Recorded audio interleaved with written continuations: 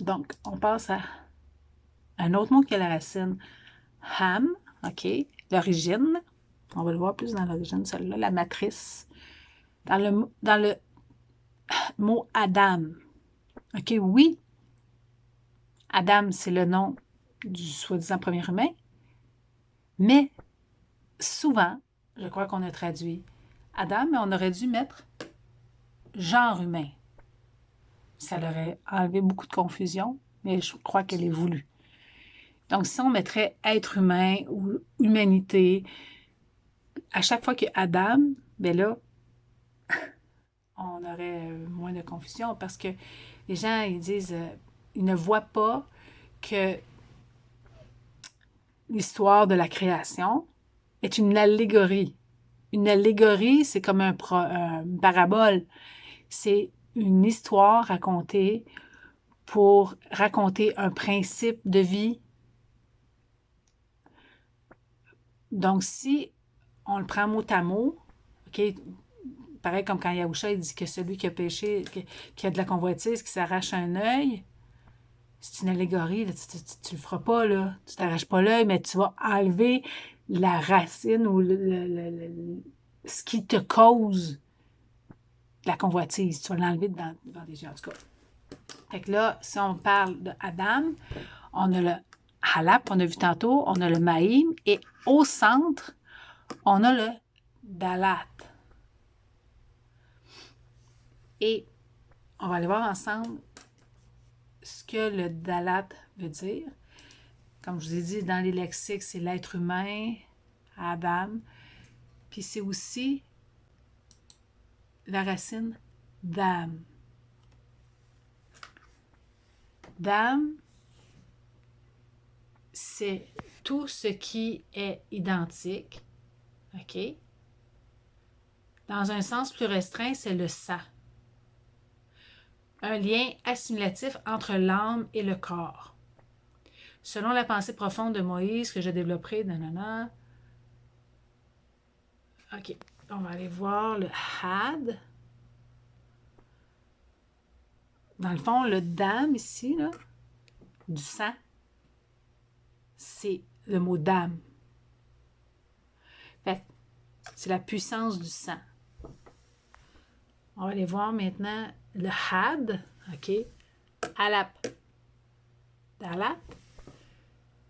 Cette racine composée des signes de la puissance, de la divisibilité physique, OK? Parce que le dalat, c'est la division, la puissance de la division.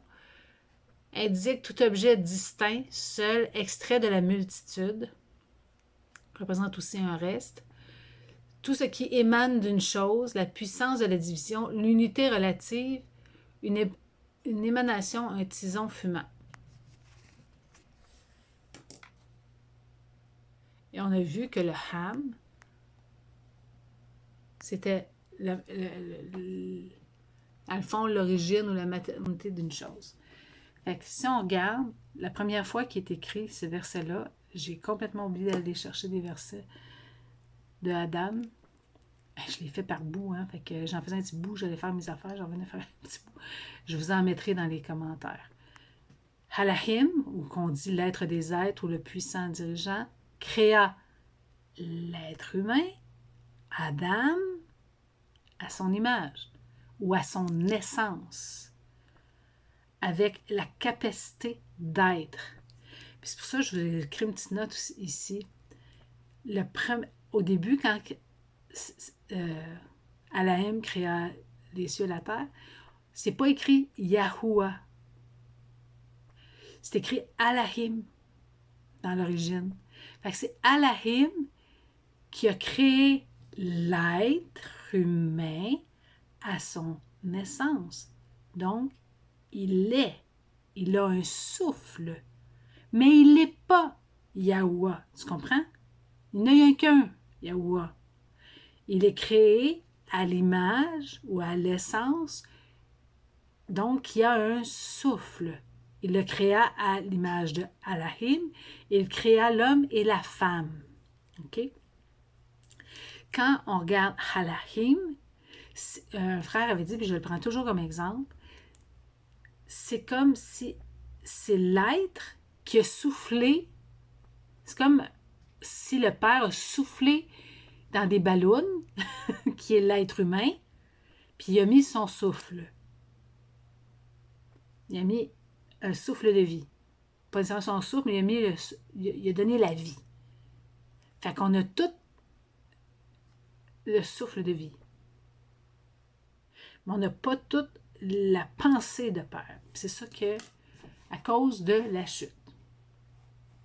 Là, je ne vous ai pas mis d'autres versets, mais je ferai peut-être même une étude juste sur Adam, okay, parce qu'il y a beaucoup à dire. Donc, Adam pourrait se lire la puissance du mouvement, okay, parce que la porte, c'est Dalat, okay, c'est Yahusha, il dit « Je suis la porte des brebis hein, », par le sang. Je suis la porte des brebis. Par mon sang, vous pouvez entrer. Donc, le Dalat, c'est le mouvement d'un liquide. Okay? Le liquide, je l'ai dit, le maïm peut être l'eau, le sang, l'huile, ce qui est liquide. Donc, c'est la puissance du mouvement du sang. Si mon sang arrête de couler dans mes veines, c'est la mort. Donc, la vie est dans le sang, et dans le mouvement du sang. Si on regarde la définition d'Adam, c'est aussi être rouge. Et Adama, c'est de la terre. C'est le mot pour terre, mais terre rouge. Okay? On est créé de la terre. C'est aussi une pierre précieuse d'un rouge écarlate. Donc, j'avance parce que j'en ai encore une coupe, puis je ne vais pas vous faire ça trop long. On va aller voir aussi le mot agam. C'est encore avec la racine ham, mais cette fois-ci, on a le gamal au milieu. Tantôt, on avait le dalat qui était une porte. Là, maintenant, on a un pied de chameau. OK, le gamal, c'est la troisième lettre de l'alphabet. C'est un pied de chameau et qui parle de conduite, de marche. OK. On va aller voir. La racine, je l'ai-tu mis? Ouais. OK. Bon, ça parle d'un étang. Je suis allée voir d'un bassin trouble, un étang, des joncs, des roseaux, puis aussi d'être attristé. Hein, parce que si on parle d'eau, hein, ça sort, on pleure. OK. On va aller voir. Je vais aller voir gamme. OK. Ag, la racine hag. Alap, gamal. Cette racine, qui n'est d'usage qu'en composition, caractérise dans son acception primitive une chose agissante qui tend à s'augmenter. Le chaldéique signifie un arbre élevé, okay, parce que le gamal, ça parle de quelque chose qui est élevé. Un noyer renferme toute idée de magnitude, de grandeur. Et attends une seconde, c'est où j'avais vu ça? OK. Quand on parle de grandeur, ça c'est, on parle de grandeur, de tout ce qui est élevé. Le gamal, c'est comme un chameau, c'est élevé, hein? C'est un animal qui est élevé. Et le maïm représente les eaux, la source. Fait que si on lit, ça pourrait dire la puissance, c'est aussi un conducteur, quelque chose qui me conduit, quelque chose qui me conduit. Donc, la puissance qui me conduit à la source d'eau. On va aller voir, dans Apocalypse, ça dit « Car l'agneau qui est au milieu du trône les paîtra et les conduira aux sources de la vie. Et Yahweh essuiera toute larme de leurs yeux. » On a dit que ça parlait d'être attristé. On va aller voir le gamal. OK, c'est là que pour ça que je vous dis ça. La lettre gamal est aussi une image symbolique de la gorge de l'homme ou d'un tout conduit, tout canal. C'est pour ça que je vous dis que c'est la puissance qui nous conduit aux sources de la vie. Et si on regarde ici, je ferai jaillir les fleuves sur les collines et des sources au milieu des vallées. Je changerai le désert en étang, Agam, et la terre aride en courant d'eau, Maïm. Donc, le Hagam, on parle de quelque chose, tu sais, Père, il dit qu'il change un désert, là où il n'y avait pas de vie, hein, dans le désert, il n'y a pas de vie, et il le transforme en quelque chose qui est vivant. Yahusha nous a dit, celui qui croit en moi, des fleuves d'eau vive couleront de son être. Là, je vais essayer de me dépêcher. On l'a vu. Donc, on va aller voir le mot avec une autre racine. Hab, que la racine hab dedans, mais qu'on y ajoute un ha, qui fait hab, qui est le mot pour l'équivalent abri hébreu pour aimer, vouloir, désirer, être aimé, amour, volupté. Donc, si on regarde les lettres qui composent le mot hahab, c'est halab, ha et le baït. On a vu le halab, c'était la puissance, hein, c'est la première lettre de l'alphabet. Le baït, c'est la deuxième lettre de l'alphabet qui représente une maison, qui représente une fondation, le corps, la famille et aussi l'intérieur, ok, le cœur. Et le ha représente aussi l'être, dans le fond, des fruits. Si on va voir dans la grammaire, AFO, ahab, c'est l'action de désirer, d'aimer, de vouloir. Et ils disent d'aller voir la racine hab. La racine hab, c'est l'activité intérieure, la cause productive, la volonté efficiente.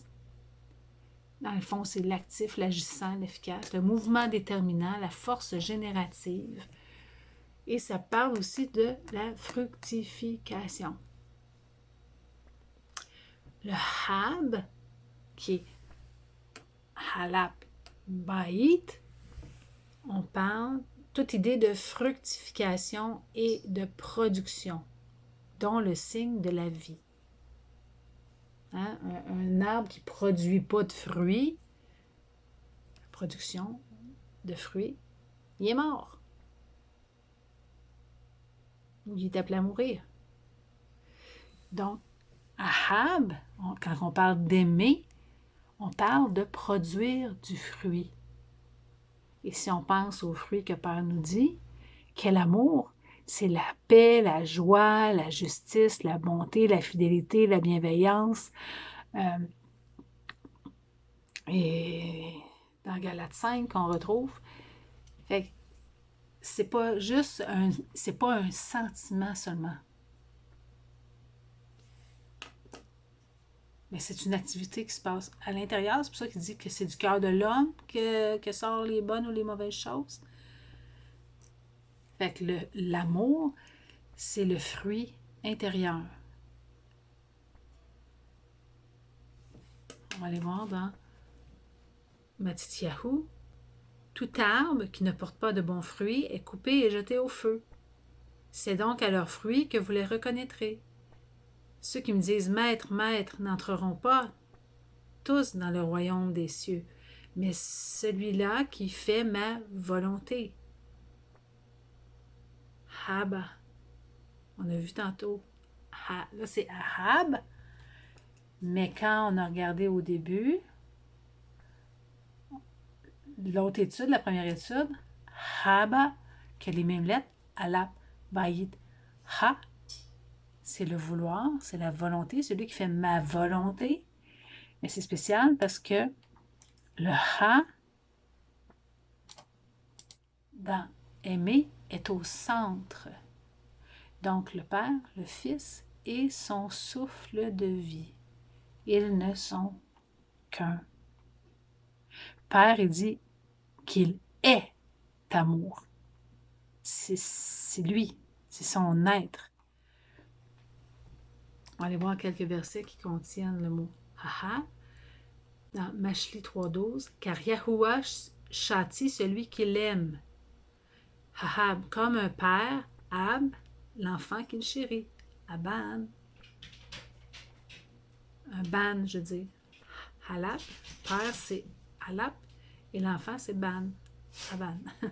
Ne l'abandonne pas, et elle te gardera. De la sagesse. Ahab. Mashli, je commence à être fatiguée, 8-17. J'aime ceux qui m'aiment. Ahab. Là, j'aurais pu vous en mettre plusieurs, là, mais on comprend l'idée. Donc, Yahuwah, ton Elohim, circoncira ton cœur et le cœur de ta postérité, hein, ton intérieur, et tu aimeras, Ahab, ton Tout-Puissant, de tout ton cœur et de tout ton être. On passe au mot suivant. J'en fais trois, on va les faire plus vite, là, parce que là, je ne sais pas combien de minutes que je suis rendue. Au pire, je vais le couper en deux. Je vais repartir, parce que si jamais je veux le couper en deux, partie que ce soit moins long. Là, on va aller voir un autre mot commençant par la lettre Alap, mais maintenant avec la lettre Hat. Hat. C'est un roulement de... On n'a pas ça en français. Donc, c'est le mot pour lequel on dit frère. OK, mais frère, c'est pas juste un frère dans la chair, mais c'est aussi un parent, un concitoyen. Hein, des fois, on va entendre quelqu'un parler, on va dire mes frères, mais tu sais, c'est pas tes frères dans la chair, tu sais, c'est tes frères, dans le sens, c'est tes alliés, c'est tes concitoyens, c'est un ami, ça peut être un prochain, ça veut dire un, unique, un brasier, l'âtre d'un foyer, un l'âtre ou un foyer. On va aller voir pourquoi. Le halap, on a vu tout le temps la tête qui représente la puissance, le potentiel intérieur. Et le hat représente une clôture, un mur, une protection, ok? Tout ce qui entoure. Peut représenter aussi une échelle si on la tourne de côté. Donc, si on va voir la racine ha, on va aller le voir dans les lexiques, ça parle d'un frère, de la même tribu, de ressemblance, de l'un l'autre. Aimez-vous l'un l'autre, la réciprocité. Donc, dans la grammaire, c'est le signe potentiel, le halap, la puissance, réuni à celui du chet, qui est l'existence. Image du travail de la nature. Donne naissance à une racine d'où se tirent toutes les idées d'équilibre, d'égalité, d'identité, de fraternité. On va lire la fin. Elle fournit alors toutes les idées d'excitation. Elle devient le nom du lieu où s'allume le feu, le foyer. Je vais l'expliquer pourquoi. Un frère, un parent, associé, voisin, foyer commun où l'on se rassemble. Okay, une famille. Donc, quand il dit un foyer ou un autre, c'est que le feu, dans le fond, s'il n'est pas contenu, il est dangereux. Fait qu'on est protégé, tu sais, l'âtre du foyer, il est protecteur. Il va te protéger du feu qui pourrait être dangereux, mais quand il est contenu, ben, il te protège. Donc, on va aller... Quand on parle d'un frère, on pourrait lire en abri, hein, comme on dit tout le temps, ça c'est de droite à gauche, c'est le potentiel, puis le chet, c'est fraternel, mais ça peut aussi dire protecteur. Donc, c'est un potentiel, c'est la puissance de protéger. Mais est-ce qu'on le fait tout le temps? C'est ça l'affaire. Yahweh dit à Caïn, où est ton frère? Ha, Abal. Il répondit, je ne sais pas, suis-je le gardien de mon frère? Parce que l'idée originale du père, c'était une famille. Donc, le but qui avait créé des frères, c'est qu'on se protège les uns les autres, qu'on s'aime les uns les autres. Alors, on a parlé de hak, c'est la réciprocité, l'un l'autre. On va voir quelques versets qui contiennent le mot hak.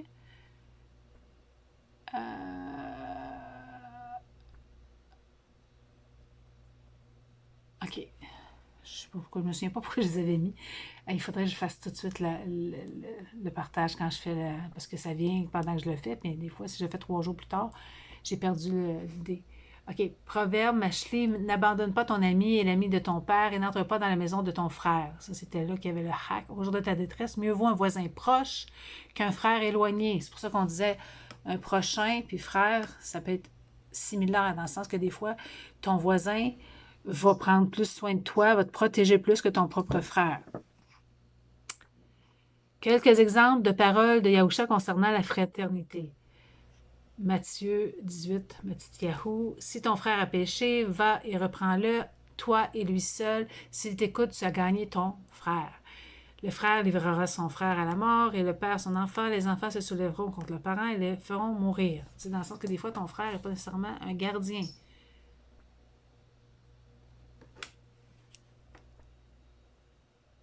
Ah, Yahukanan Alap, Jean 4,20. Si quelqu'un dit j'aime Yahuwah et qu'il haïsse son frère, c'est un menteur, car celui qui n'aime pas son frère, qu'il voit, comment peut-il aimer Yahuwah qu'il ne voit pas?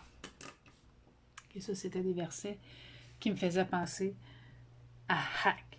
On va aller voir un autre mot qui est la même racine que hak. C'est ahad.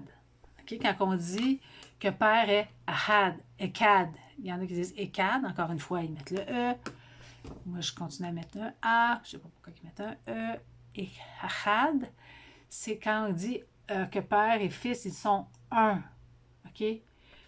Mais, encore une fois, le ahad peut vouloir dire différentes choses. Et dépendamment du traducteur, il peut avoir choisi un mot qui nous fait perdre le sens premier de ce que c'est ahad. OK? On est allé voir. Ça veut dire un dans le lexique. Hak, on a vu que c'était le potentiel de l'existence, hein, le feu, le parent associé, tata. Et on va aller voir le had.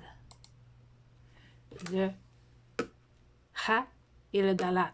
Tantôt, on a vu, hein, c'est le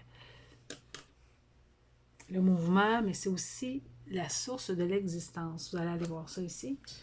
Le had, c'est la puissance de la division exprimée. Qui résulte de la contraction et le signe élémentaire, devient l'image de l'unité relative, une chose aiguë, un point, un sommet. Et on va aller voir le dalat toute seule. C'est là que c'était intéressant, je pense. Oui, c'est-à-dire, il était l'emblème du quaternaire universel, c'est-à-dire de la source de toute existence physique. Image symbolique, elle représente le sein et tout objet nourricier abondant. Abondance née de la division, donc la multiplication. Donc, il dit que le dalat peut aussi représenter la source de l'existence. Quand Yahusha il dit qu'il est la porte, je te dis, l'abri, on pourrait vraiment trouver, si on pouvait se mettre à chercher ensemble avec tous les outils qu'on a, on comprendrait davantage le plan merveilleux de notre Père. Donc, ahad, si on le regarde avec les pictos seulement, ça pourrait être la puissance fraternelle. OK, il disait que le had, c'était la protection, source de l'existence. Qu'est-ce que Père il voulait? Une famille. Donc, quand il dit qu'ils sont un, j'ai-tu mis le verset? Ouais. On peut être un. On peut être unis pour faire le mal aussi. On en voit aujourd'hui des gens qui s'unissent pour faire le mal. Si on pense à quand Israël... non, c'est pas celui-là. Celui-là. OK, non, ici. Ouais. Négativement, on peut être unis pour faire le mal. Yahuwah dit, voici, ils forment un seul peuple et ont tous une même langue. et c'est là ce qu'ils ont entrepris. Maintenant, rien ne les empêcherait de faire tout ce qu'ils auraient projeté.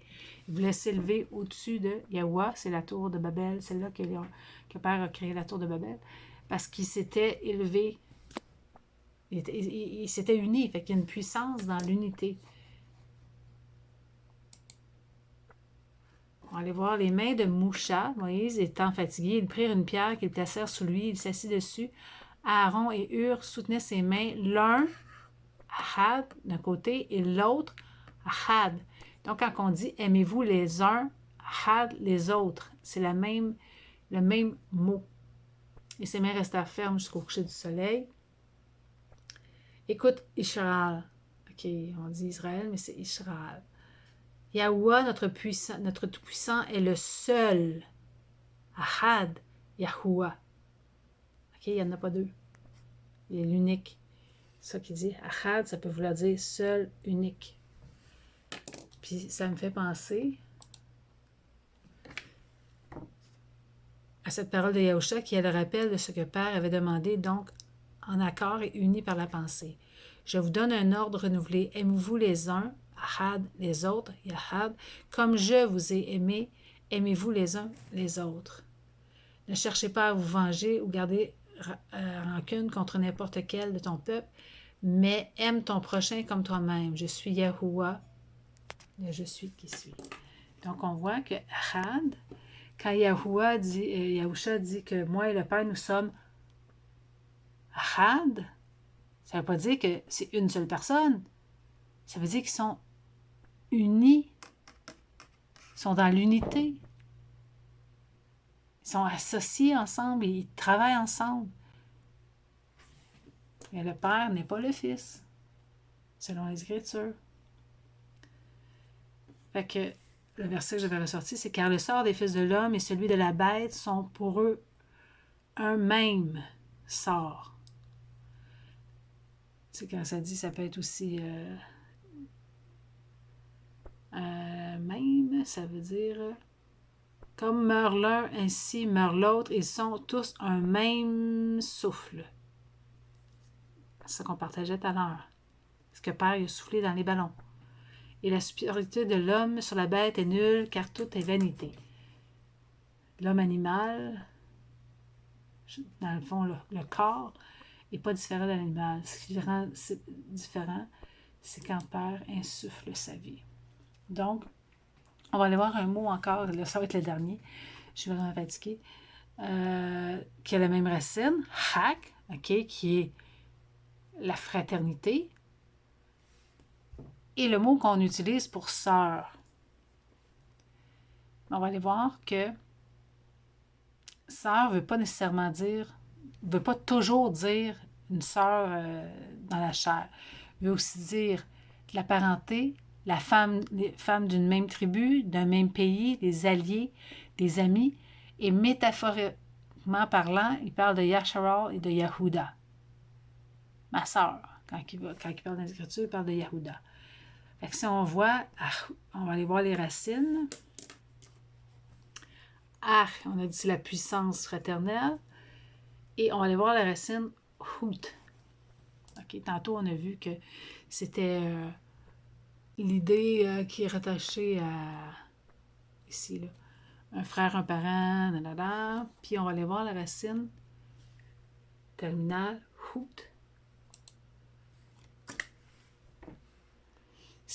J'ai retenu racine onomatopée qui peint la difficulté de ce mouvement, un gémissement, une lésion dans les membres, d'engourdissement, de caducité, d'affliction. Et je suis allée voir parce que je ne savais pas ce que ça voulait dire le mot caducité. Qu'est-ce qui est caduque, là? C'est qu'est-ce qui est déclin, vieillissant, qui est en décrépitude, abaissement, la déchéance, la sénescence, l'abattardissement. Donc, c'est aussi l'état d'un acte juridique n'ayant plus d'objet à cause des faits postérieurs. Fait quand on voit dans les Écritures où est utilisé le mot « achout », tu sais, il y en a beaucoup qui disent mon akouti, tu sais, ils disent, au lieu de dire my sister, my brother, ils disent achout, mais est-ce qu'ils comprennent vraiment ce que ça veut dire? quoique j'eusse répudié l'infidèle Yasharol à cause de tous ses adultères, et que lui eusse donné sa lettre de divorce, j'ai vu que la perfide Yahuda, sa sœur, n'a point eu de crainte. Quand on a vu que c'est la puissance fraternelle, et le Hua, on a dit que ça connectait deux choses ensemble. Donc, c'est la puissance fraternelle attachée à l'alliance, à l'engagement d'amour de père de son peuple. Aime Yahweh de tout ton cœur, de toutes tes forces, de toute ton âme, de toute ta pensée. Aime ton prochain comme toi-même. Donc, la puissance fraternelle attachée à l'alliance. Ça, c'était l'idée originale de père. Mais si tu regardes dans la grammaire, ça peut être aussi un potentiel. Donc, c'est le potentiel d'une existence en difficulté de se mouvoir. Puis ça, on va aller voir que dans les Écritures, on retrouve cette idée-là. Malgré tout cela, la perfide Yahuda, sa sœur, n'est pas revenue à moi de tout son cœur. C'est avec fausseté qu'elle l'a fait, dit Yahuwah. Tu sais, tantôt, on voyait que c'était de la déchéance. La racine hout voulait dire de la déchéance. Donc, c'est pour ça que c'est important d'apprendre tranquillement les racines abri, parce que ça nous parle. Je suis vivant, dit le souverain Yahuwah. Sodome, hein, la ville perfide, ta sœur et ses filles n'ont pas fait ce que vous avez fait, toi et tes filles. Dans Ézéchiel 16, 49, Ézéchiel, voici, quel a été le crime de Sodome, ta sœur. Elle avait de l'orgueil, elle vivait dans l'abondance et dans une insouciance sécurité. Elle et ses filles, elle ne soutenaient pas la main du malheureux et de l'indigent. Donc, il corrige des villes, dans le fond, des tribus, qui ont mal agi. Donc, qui étaient en difficulté de se mouvoir. Il y a un potentiel qui est là. Le potentiel est à l'intérieur de toi. C'est comme je dis tout le temps, dans une lampe, il y a un potentiel. Mais s'il n'est pas attaché à l'électricité, à la source, elle ne produira pas de lumière. On doit allumer la switch pour qu'elle brille. De la même façon, il y a un potentiel d'existence, mais elle est en difficulté de se mouvoir. Ça, c'est le peuple qui se détourne de Yahuwah. Mais s'il est attaché à la tête, à la source de vie, il devient une puissance fraternelle qui est connectée ou qui brille par l'alliance. La lumière aussi, hein? Puissance fraternelle qui éclaire par l'alliance. Chacune des lettres a vraiment un pouvoir, un potentiel de nous révéler vraiment le cœur du Père. Donc, on va continuer dans la prochaine partie. D'autres mots avec la lettre Alap, mais lettre par lettre, on va faire un voyage au travers des Écritures, à travers les pictogrammes qui nous révèlent encore plus profondément ce que chaque mot veut dire. Donc, quand vous voyez maintenant un mot qui commence par Alap, pensez au Père, à la tête de famille, pensez à la puissance, à la force, à l'enseignement, à l'apprentissage, hein, au joug, puis à l'unité, à Had et Kad, qui disent. Aimons-nous Had, les uns, les autres, Had, comme Père est un avec le Fils. Je vous aime.